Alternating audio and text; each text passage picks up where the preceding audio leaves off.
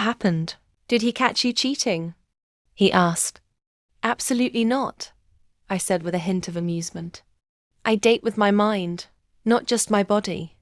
For the first time since we started talking, he smiled. Amongst all the men, including myself, Toby said with a chuckle. Do you think you love one person more than the others? Or how do you feel about each of us in your heart? He laughed again, this time seeming to find the conversation increasingly intriguing. I laughed along with him. The question itself is quite intriguing, isn't it? I said. Well, darling, each person brings their own vibes. Feelings, maturity, intelligence, integrity, love, care, and of course, attention. How then do you cope with other side? He asked. I laughed again. And countered, I told you I date with my head, not with my body. Darling, we can't let this ruin our day. He paused, his expression turning more serious. I want you, all of you. Drop every other suitor, can you do that for me? I smiled and said, until you show me why I should shut the door on other possibilities. If it was just Johnson, and things ended the way they did, I might have ended up in a coma over heartbreak. This is me.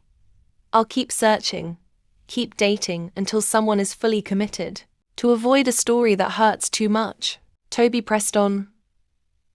What really happened between you and Johnson? I smiled courteously and replied, well, Johnson wanted me to stop seeing other men, and I found it difficult to comply with that request. He looked at me with a hint of surprise.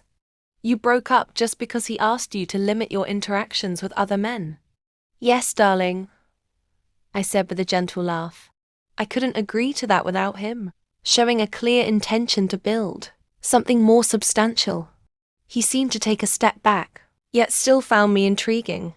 Toby followed up with a probing question. So, until when do you plan on keeping your options open? I chuckled lightly and responded, until I find what I'm genuinely looking for, a meaningful connection.